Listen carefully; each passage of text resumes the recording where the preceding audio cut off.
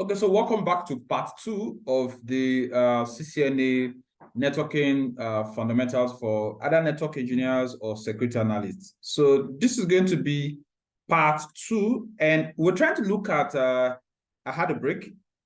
We're trying to look at number 7 question that has to do with router, switches, modem, and hub. So I was trying to differentiate between router, switch, and hub. Like I said, the hub is just like a junction box, no intelligence, no traffic management. But in a switch, you have better traffic management, right? Aha. So, but what a router does, or what differentiates a router from a switch, is that a router can send packets from one network to the other network, right? Let me see if I can get let me see if I can get a video, or let me see if I can get a switch versus router, right? So you see, for instance, switch just connects multiple devices to a network, right? So what a switch is going to do for you is a switch is going to, this is Cisco's own definition. So what a switch is going to do for you is that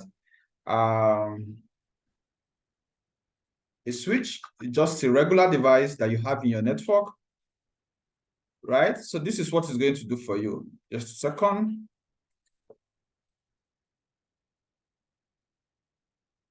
So this is what the switch is going to do for you. So this is a switch.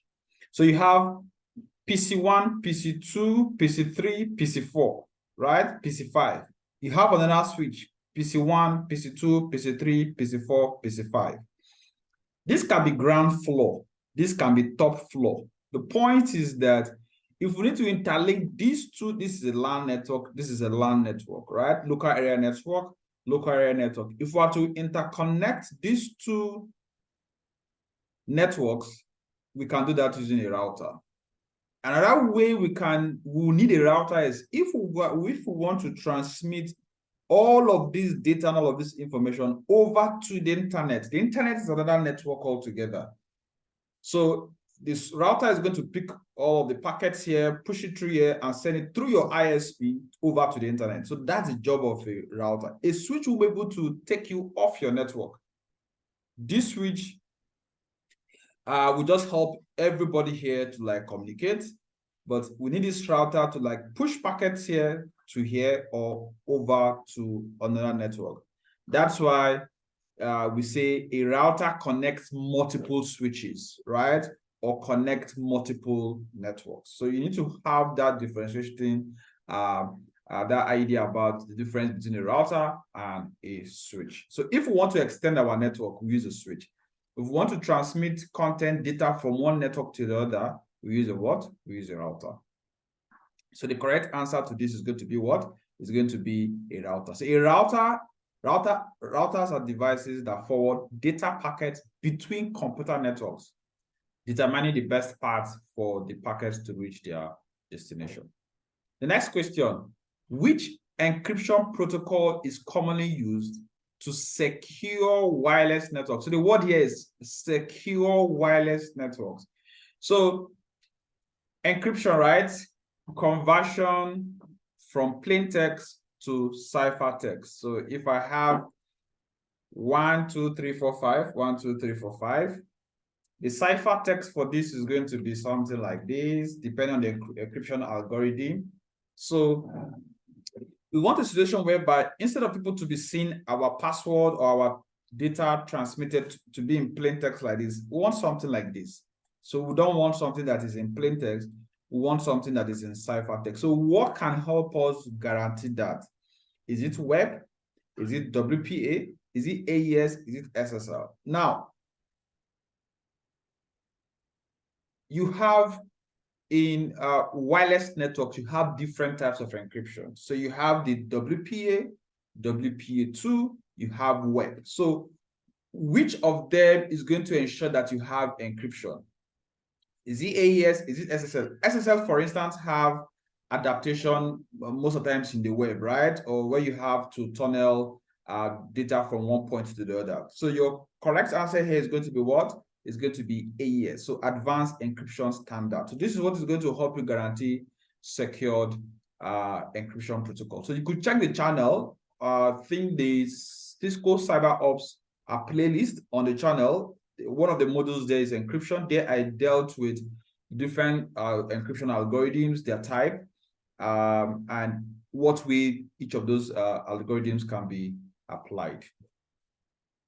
So the next question here is, which command line tool is used to check the connectivity between two networked devices? Now, there's what we call ICMP commands. So there are different internet control protocols that we can use to actually get information from our network. Now, is it ping? Is it traceroute? Is it netstart? Is it ifconfig? So what's the answer? You can pause and come back and know what the correct answer is going to be. So the answer is what? Is ping. So ping is the correct ICMP command that you can use to check for connectivity. Take, for instance, if I do a ping southtechventures.com, right? I'm trying to check to see if this particular website is up and running. Just a simple ping command. If I ping, I can get a response to see if all the packets I sent is the same packets I received. So if I lost nothing, it then means that I have full connection. I could also ping 8.8.8.8, which is Google, to see if I am connected to the internet, right? So I have 100% connectivity, nothing lost. Or I could do an IP config. So an IP config is going to tell me the IP configuration within my network. So this is it. IP config is going to tell me I have this wireless LAN, I have this wireless LAN 2, I have an adapter. So it's going to tell me that. Or if I say, and of course, I cannot see now that my gateway here is 192.168.1.1, right? So this is what I'm using to connect off my internet, right? So when you do IP config, you can know what your gateway is. You can know what your own IP address is. So this is your own IP address. So this is the router. So the router assigned this particular IP address to you. So this is your own IP address, 192.168.1.120, right? So that is what IP config can do for you. ifconfig is going to be on a Linux system. Netstart, right? Sorry, netstart. So netstart is going to give me some network statistics, right? So it's going to say, okay, this is the protocol, this is the local address, this is like the loopback address and the port number. This is where it is heading to. This is whether it is connected or not. So it's just going to give me like a statistics of the connection between my network, my PC, and whatever I am connected to. So that is this for this netstart. Then what traceroute is going to do? Traceroute is going to tell me how many hops. Let me just clear screen. So traceroute is going to tell me, for instance, how many. I'll use traceroute. It's going to tell me how many hops between my network, right, to this particular target. So one thing you should understand about networks is that, take for instance, I'm in a particular state, a particular city, and this is my router. Understand in the previous command, we saw that my own IP address is 192.168.1.120. That's what the router gave to me. This is my own router. So in traceroute, you're trying to check, okay, between myself and this particular target, how many hops, what are the different IPs, what are the different networks that you have in between. So that's what traceroute is going to be doing for you. So from here, you're going to see that this is my router. It's going to now take me to my ISP. If my ISP have, let's say, 2, 3, 4, 5 networks, it's going to atomize them. It's going to atomize them, and before it now gets finally to this particular what's it called, target. So it's like saying from Mr. A to Mr. B. I am Mr. A, Startup Venture is Mr. B. In TraceOut, we're trying to say, or TraceRoute, we're trying to say, how many networks do we have between these 2 points? So this command is going to tell me, this command tells me that there are 30, more than 30, or maximum of 30 hubs. It tells you that there are several networks in between to get to this destination. It's just like saying, what is the distance, or how many networks, or how many bus stops do you have between Abuja and, let's say, UK or Australia? So you have Abuja airport, let's say the UK, or let's say a country in Asia, then you get to maybe another stopover, then before you now get to Australia. So that is what a traceout is doing for you. So let me even check the difference between a traceout versus traceroute, right? So traceout accomplishes the same general function. So typically, traceroute is going to work on a Mac, and traceout is going to work on Windows system. So that's why you see when I tried traceroute, it didn't work, but traceout worked on Windows. So the typically same command. It just tells you you want to see the different paths that leads to the your end network. So here, ping just checks for connectivity. So if I ping a website, if I ping an IP address, if I ping an asset, all I'm just looking out for is that item up and running or not, right? The next question here you have is, what type of attack involves intercepting communication between two parties without their knowledge, right? Without their knowledge. So in phishing, is a way to do social engineering. Spoofing is a way to do social engineering. Denial of service is a way to do social engineering. Man-in-the-middle attack. Denial of service, not typically social engineering. This is where services are denied. I've explained this. The man-in-the-middle attack, most of the time, the two parties are not always aware, right? So in phishing, we are saying that we want to use a social engineering technique where the person does not know that maybe the link he's clicking on is not legitimate, right? In spoofing, we want to clone, we want to make believe, we want to an IP address. If you say spoofed IP address or spoofed MAC address, what it means is that you are using another IP address or another MAC address that does not belong to you. So that means that that address or whatever is spoofed. When you say phishing, it then means that you can make somebody to click on a link or make somebody to access a website thinking that that is the original website, whereas that is not the website. But in man-in-the-middle attack, this involves an attacker intercepting communication between two parties without their being aware. Okay. So you have another question here, number 11. Which IP address is reserved for private networks? So you have different classes of IP address. So the correct answer here is D, right? So this range is reserved for private networks according to the request for comment 1918, right? So you should know your different classes of IP addresses. So this is actually reserved. So you have this one always used. Most of these ones are used depending on whether it's internal network, external network, some the government, and all of that. So this is more common. Is class C, right?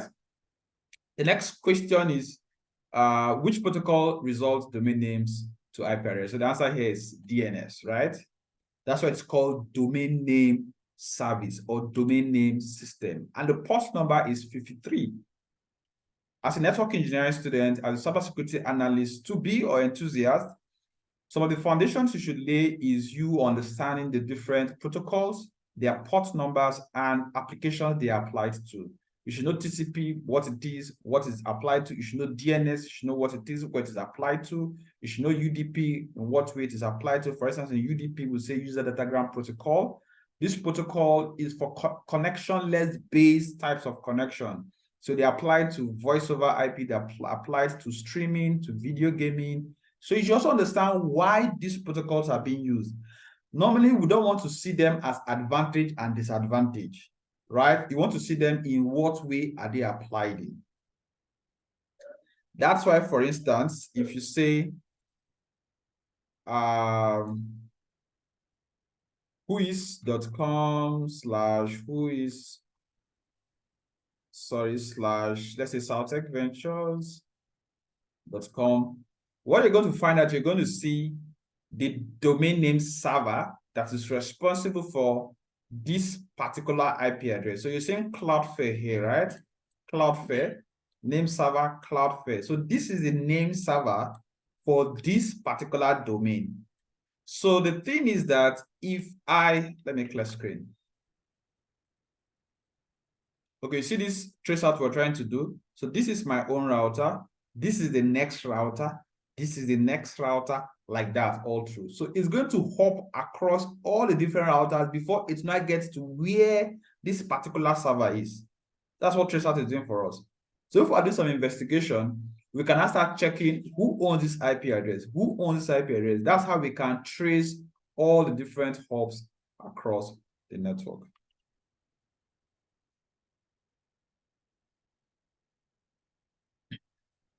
Okay. So it has timed out.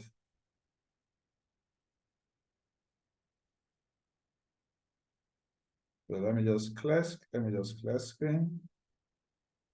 So if I ping, for instance, if I ping soutechventures.com, you see this IP address, it's always going to map to this name server, this Cloudflare name server. Because what a name server does is that it helps us to be able to propagate names, or rather propagate, yes, names to IP address. Because if I tell you now that, okay,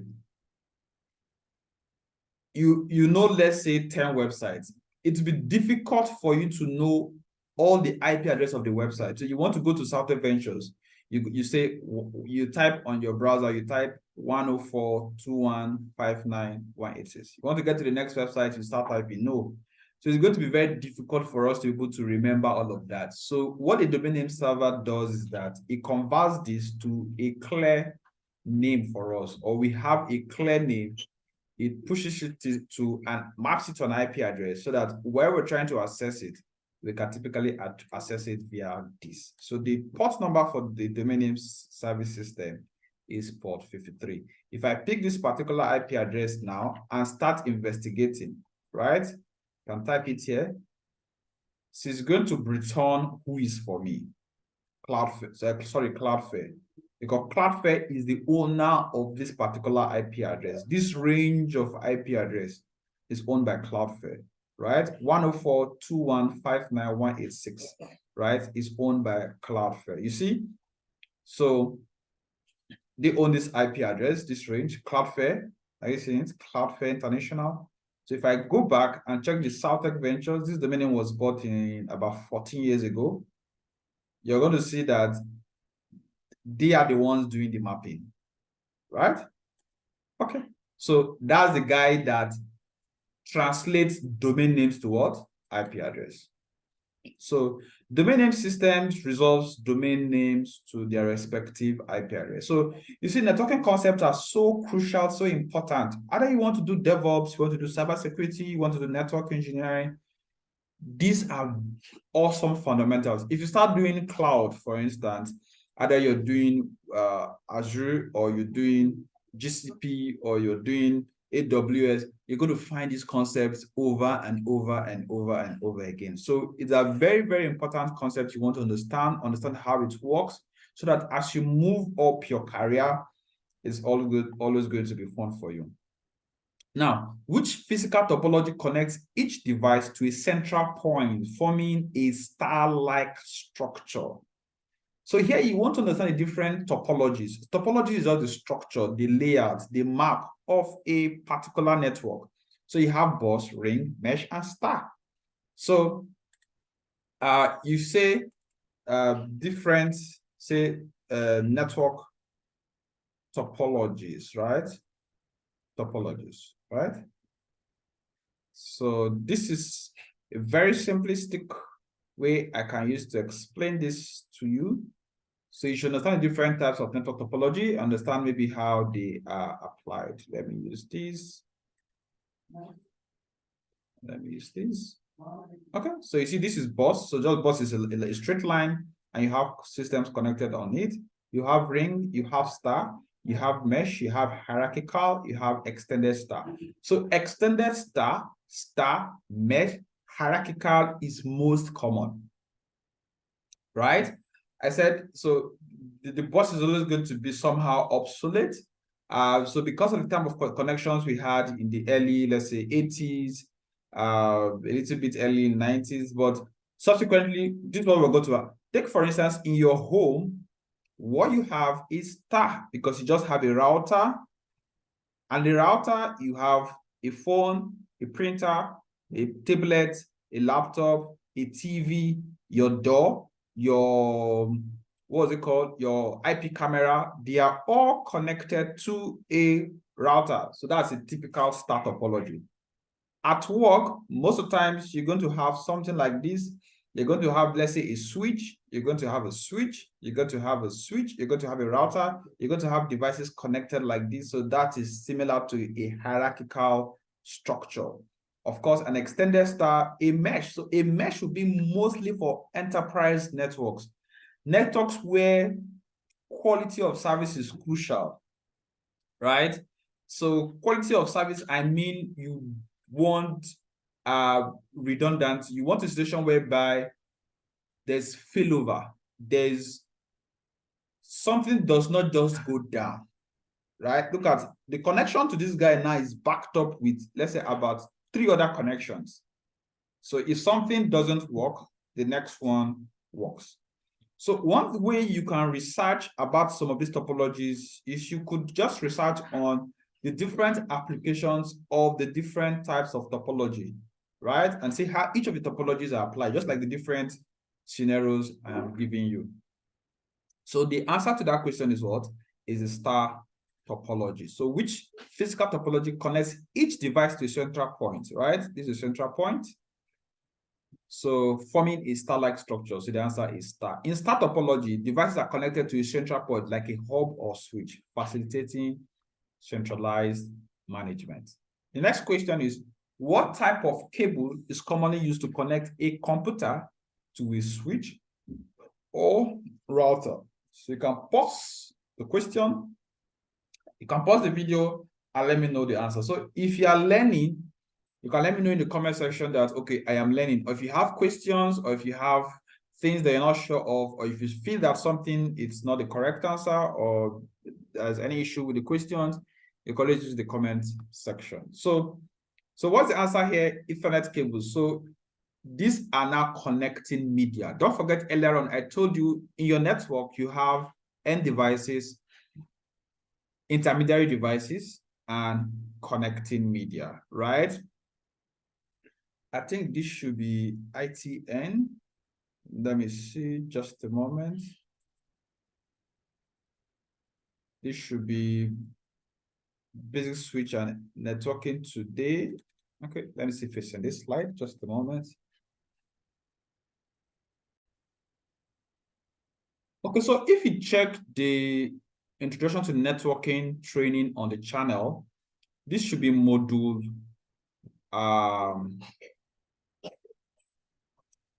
this is module, I think module 1, networking today. That's the very first module on introduction to networking. You're going to see that the network components are end devices, like I explained, right? So the next one is intermediary devices. That is your switches, your routers, your managed switches, your firewall appliances. Then, of course, your connecting media. In your connecting media, that's where you have how you are going to interconnect these devices. So copper, fiber optics, wireless, Bluetooth, and all of that. So the answer to this question is going to be Ethernet cable. So if you want to connect a switch to, connect a computer to a switch, this is actually, you're going to use elimination method.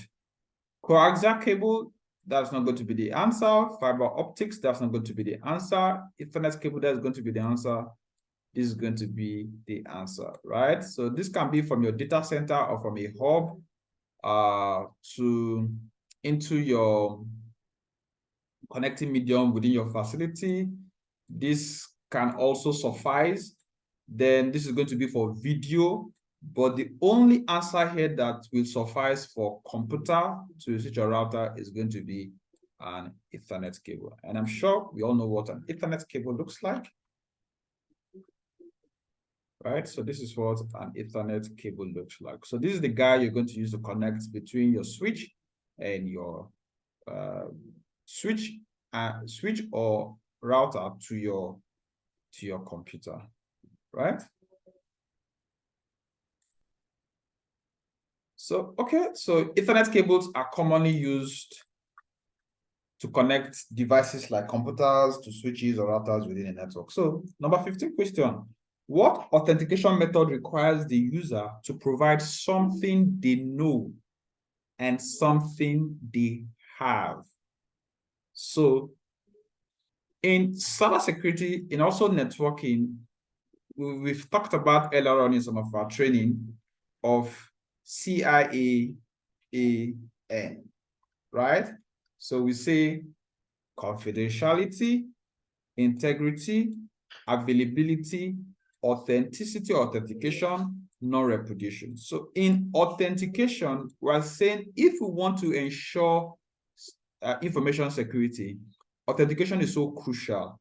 So in authentication, we are saying that we want to be double sure that somebody that says he's something or somebody actually is that person. So you just want to be double sure. So, and there are several levels to it. So you have, I think, let me share a resource with you guys, just a second. Okay, so this is the point, this is the material I want to share with you guys. Now, you see, security analyst, when we want to do something, this is a very awesome material shared by Mike Smith. Now, so we'll talk about authentication, right? So authentication comes in different formats. So the first one is something you know, which is always your password, right? So if you want to secure a system, one way you can do that is to ask people for their password. So you authenticate them. The only way you can allow them in, you do what? You authenticate them. You ask them for their password. There's a second level. You can also ask for something you have. So this is first layer. This is second layer. So you normally call this, if you have 1 and 2, then you say you have 2FA. You have two-factor authentication, right? Now, if it's also more than 1, or if it's up to 3 or up to 4, you can call it MFA, multi-factor authentication. So two-factor authentication if it is 2, three-factor authentication when it is 3. Most of the times, once it just goes above 2, we say MFA, multi-factor authentication. So we want to make sure the system is secured. We start from what you know. Then we now go to what you have. Then we now go to something you are. We can also go to where you are. So that way, we're going to be authenticating you based on your IP address. That is where you are, or your geographical location. That is like a geofencing system. So here we just ask you for your password. This is a very straightforward authentication system. Put in your username, put in your password. So that is normal authentication. Second step layer is something you have. So once you put in your username and your password, we now have to send an OTP, or we tell it to generate, like in most banks, we tell it to generate a token with a device. That is something you have, then you cannot access into it. Or we tell you to swipe a card. That is maybe at the door. After you finish typing the password to the door, you are now to also still swipe a card. So that is something you have, like a badge, or like let's say NFC card or something. Then another next layer, which is the third layer, is now what? Something you are. So that is your biometrics. It can be your fingerprint. It can be your iris. That is your eyes. It can be your facial recognition. That is what? Biometrics. So these are several layers of what? Authentication. So something you know, something you have, something you are. So these are 3 levels of security, and it can be more. I just mentioned where you are. So where you are is your IP address. There are some IT systems that you cannot access if you're not within a particular network. So you must be accessing those IT systems from within the office, or you have to use VPN to turn it into the infrastructure. So that is a way to do what? To authenticate, to ensure security. So what authentication method requires is you have to provide something they know and something they have. So can you guess now? Is it single factor? Is it two-factor? Is it multi-factor? Is it biometrics? So the answer is what? Is two-factor, because here you just have two. So two-factor requires two forms of verification, typically something the user knows, the password, and something they have, either OTP or tokens. Okay, so which security mechanism prevents unauthorized devices from accessing the network based on their MAC address? I think I considered this in one of our classes in the cybersecurity internship. So if you're watching this video and you are not in our cybersecurity internship, you could reach out to us. We always run a 3-month internship program, and the 3-month internship program is to make sure that you become a security analyst. You go through things like learning networking, learning programming, learning a little bit of cloud, learning digital forensics, learning threat management, learning penetration testing, and of course, taking also the Cisco CyberOps certification preparation. So about 5, 6, 7 courses that are going to help you become a security analyst. So now, in one of those classes, we talked about access control. So here, the question is actually, how do we ensure that people cannot access something? And we want to do that by either blocking or allowing their MAC address. So the answer typically is D, MAC filtering. In most routers, in most networks, you could have a software or you can have a hardware that is going to deny systems based on MAC address. Any router, no matter how simple it is, you can actually configure it so that it allows systems or block systems based on their MAC address. And you should know that MAC address is a layer 2 address. Number 17 question. What type of attack involves sending deceptive emails to trick individuals into revealing sensitive information? Right? Typically phishing, right? So phishing attacks uses deceptive emails to trick individuals into revealing sensitive information. So something like you build a bank website, something that looks like a bank website, you send people into the bank, what looks like the bank website. It has a username and password. So you tell them to claim an offer. Once they get to the bank website, they put in the username and password, but you are logging the username and password elsewhere. But upon putting their username and password, you redirect them to the actual website. Since the actual website looks exactly like this phishing website, they wouldn't know. Some wouldn't know. A lot of people would not know. People that have not been trained on social engineering, they wouldn't know. So they would just wonder, why can't I log in? Then they log in again. So, but already they've been redirected from the phishing site to the actual website. And what is going to happen is that their username and password have been stolen. Right? Okay, so you have your answer here already. Which layer of the OSI model is responsible for logical addressing and routing? So in your OSI model, let me see if I can get that image again. OSI model. So in your OSI model, there's what we call logical, and there's what we call physical. So the physical layer at times it's what we call the layer 2. Your logical layer at times is what we call. Why is it logical? Just because of the addressing, because of the IP address we have there. So the network layer is what enables us to do IP assignments, and that's where we also have our DHCP, because that's where we have our router, right? Whereas for the data link, that's where we have our switches, and that's where we have our MAC address, and that's why we call it the physical layer also. And that's how we also call the MAC address a physical address. Okay, so the answer here is network layer. So that's the guy that does logical addressing. And the logical address here we mean is just IP address, right? So the network layer is responsible for logical addressing and routing ensuring data packets reach their destinations across different networks. Okay, number 19, which encryption protocol is vulnerable to various web attacks and is no longer considered secure for wireless? So you have the web, you have WPA2. So WPA2, it's the most secured now. You don't want to use web. Web is a little bit old, right? So you have web, WPA, WPA2.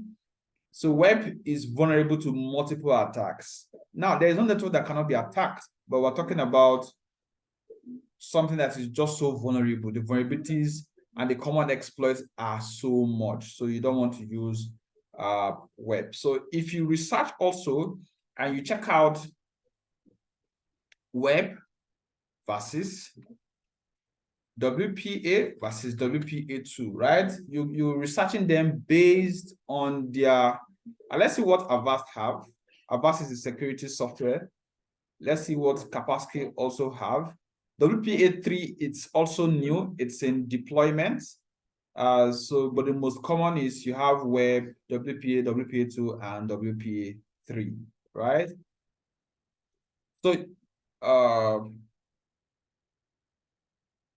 So you have web, WPA, WPA. So see, web is one of the oldest. So it's very vulnerable, does not help you, does not guarantee what's it called? A lot of encryption. Okay. So you see each of them, the pros and the cons. Web. So very, very vulnerable, right? See the year introduced, you see that is one of the oldest. See WPA2, 2004. WPA3 is still, I think under production is still, is the newest, right? But not all hardware support WPA3 automatically. Okay, so you should know that the answer there is web. So web is, so, and for security analysts, when you're looking at networking devices, networking protocols, networking, all of these things, your core interest is what is secured, what is not secured. How do I implement a secured version of an unsecured protocol?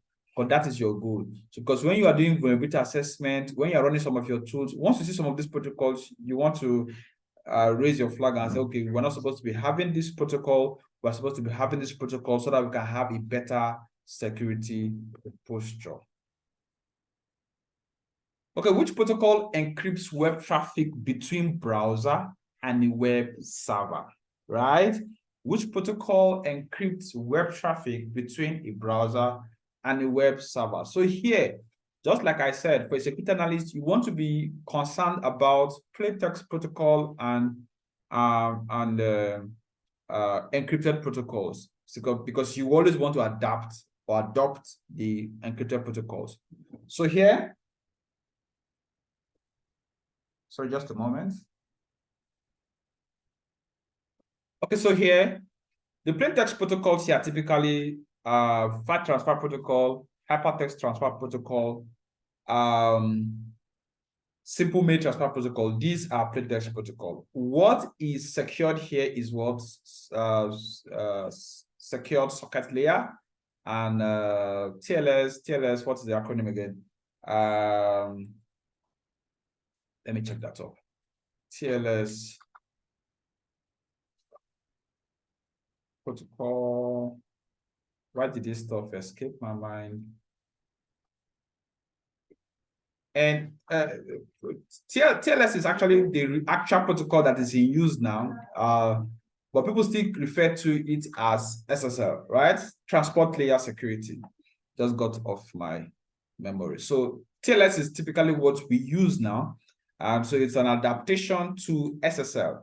So you see, SSL is older technology that contains some security flaws. TLS is what we're actually using now, but people still call it SSL, but still pardonable. So TLS is what we typically use now. So most of these encryption, these connections, we call them what? We'll call them, just a second, let me see. Connection is secured. Certificate is valid. Details.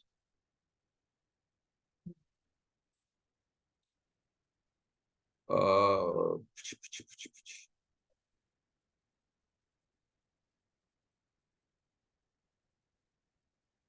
okay. Okay, so let's try it on. So the answer here is SSL TLS. So SSL TLS encrypts web traffic, ensuring secure communication between a browser and a web server. Okay. Question 21. What device operates at layer 2 of the OSI model? This is like a bonus. This is very simple.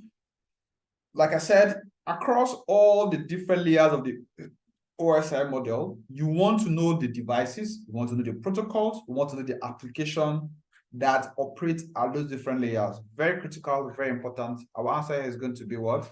It's going to be switch layer 2.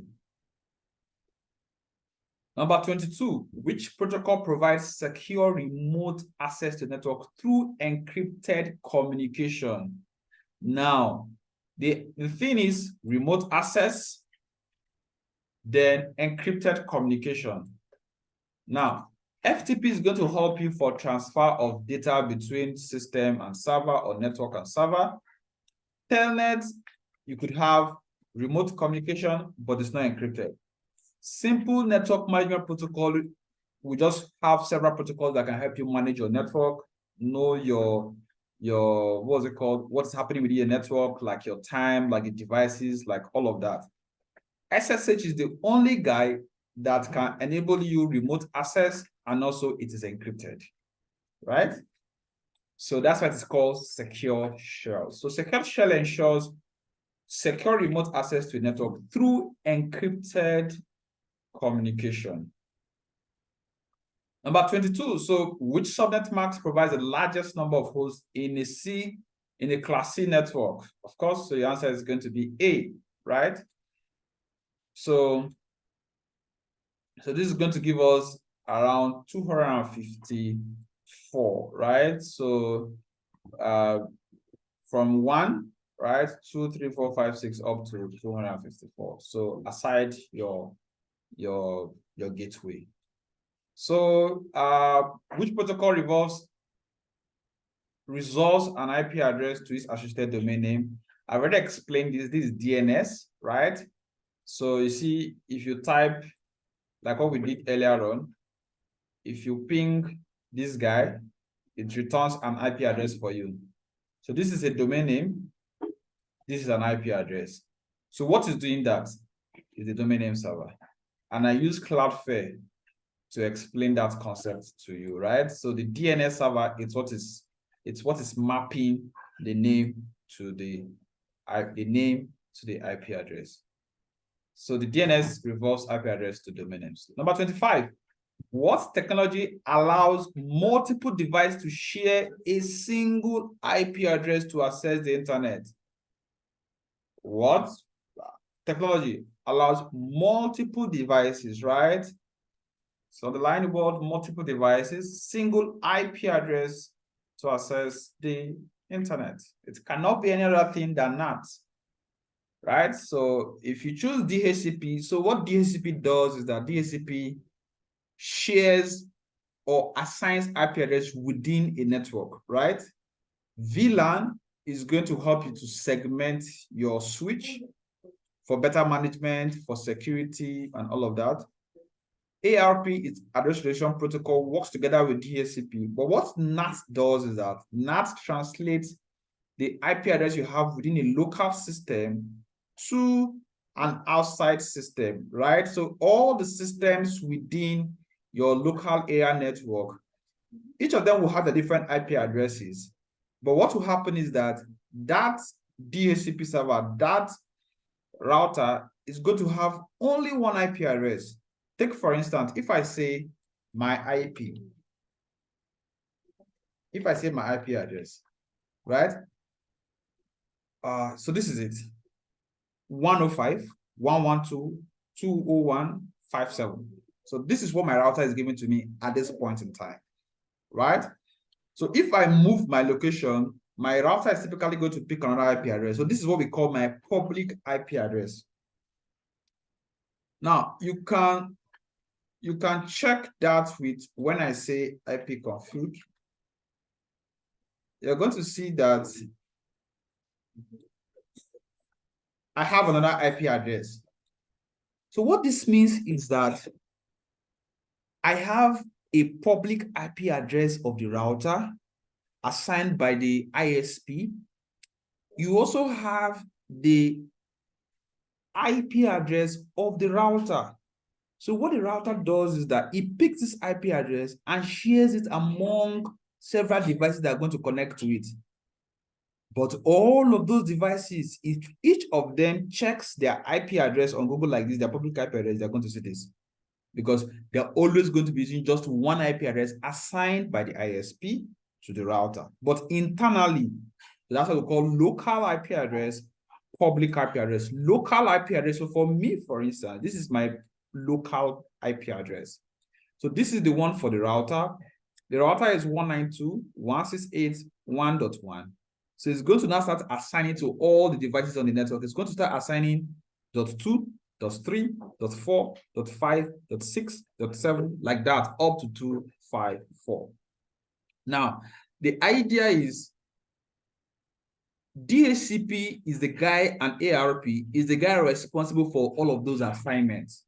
So if you come to the network, if you send a DHCP request, it's going to ask you, do you have an IP address? If you don't have, it looks at the available IP address on that range and it assigns to you.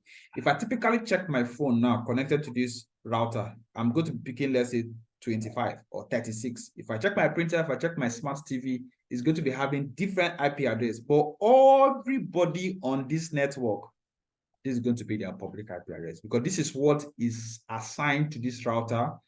This is what the router is picking from the mast is connected to right now. So that's why for this, NAT is what does this translation from here to what? To here, right? So you can also research on how NAT enables us to still use IP version 4 addresses. You know, you have IP version 4 address and IP version 6 address. So what enables us to still use IP version 4 address? NAT is responsible because NAT is going to ensure that so many devices can still use one external IP addresses, making it possible that we typically are not forced to use IP version 6 address. So IP version 6 address also solves the problem of the limiting number of IP address we can have in IP version 4. So you can also research the difference between IP version 4 and IP version 6, and why do we need to have IP version 6, right? You can research about that. Okay, number 26. What is the purpose of an IDS? So an IDS is an intrusion detection system. You should also be able to differentiate between an IDS and an IPS in network security. So an IDS is going to detect, and IPS is going to prevent. So one is going to make a lot of noise, is going to actually cause a lot of bandwidth usage. The other will not. So for here, our concern is, why do we need an IDS? So is it to prevent unauthorized access? Is it to encrypt data transmission? Is it to detect and respond? So an IDS would typically not respond. Is an IPS that actually do. I think I have a problem with this question, but if you see the closest to the answer is going to be C. But actually, it's an IPS that actually prevents. An IDS don't prevent. Now, the response here might be to drop an alert, or might just be to log what has happened. So is an IPS that will also prevent unauthorized access. So the closest answer that is going to be correct is going to be C, which is to detect and respond to suspicious activity. So another thing you can also research on, you can research on IPS hardware, IDS hardwares, IDS softwares, and see how you can implement one within your network. Very, very pricey, most of them. So which cable type is commonly used for high-speed internet connections and long-distance cabling? I think I have in one of the, it should be in CCNA 1 or the Information Technology Essentials recording on the channel. You can watch my channel and check the playlist of the ITE CompTIA A+. you see that it's only fiber optics that can guarantee us to have high-speed connection, even intercontinental. We can have from Asia to Europe, from Europe to America, from Africa to Europe. You can have all of those undersea cables, right? The only way we can do that is in what? Using fiber optics. So because fiber optics is very, very fast, and I mean very, very fast. So speed of fiber optics, right? So let's check distance from Nigeria. I live in Nigeria to the UK. So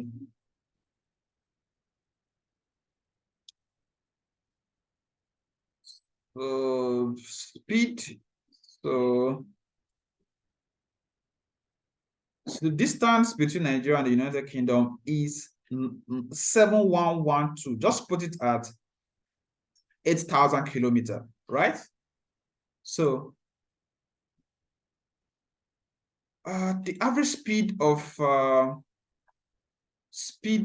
fiber optics in kilometer. So per second, it can transmit 160 terabytes per second over 6,500, almost 7,000. That's to say that it can transmit this just in 1 second over this distance. That's why you can see a cable, undersea cable, transmitting data and very, very low latency. So it's only fiber optics that can do that. Your other types of cable will not be able to do that. Your twisted pair cable, your internet cable, your coaxial cable will just do very short distances. Fiber optics can do very, very, very long distances and still maintain a lot of speed without any much drop that's going to be of impact. Number 28. What's the purpose of VPN, virtual private network? So the answer is B, to provide a secure encrypted connection over an unsecured network. So the internet can be said to be unsecured because you can have man-in-the-middle attack. You can have people trying to sniff your net data and whatever. But once it's over VPN, so the VPN most of the times is what? Is secured.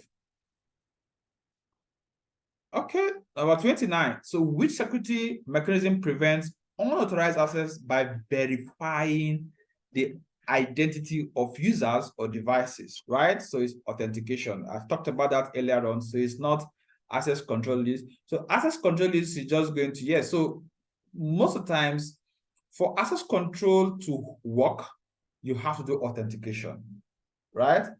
For MAC filtering to work, you have to do authentication, right? So authentication is what verifies the identity.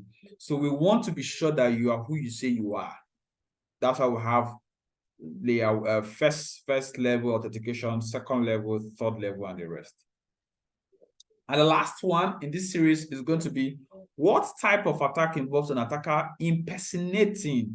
So anytime you hear the word impersonating a legitimate website to obtain, okay, so the word here is impersonating legitimate website to obtain sensitive information. This is a social engineering methodology. The answer is as good as mine, is farming. So farming involves redirecting users from a legitimate website to a fraudulent one, aiming to obtain sensitive information. Okay. So if you have questions, we expect to these 30 questions, you can drop them in the comment section.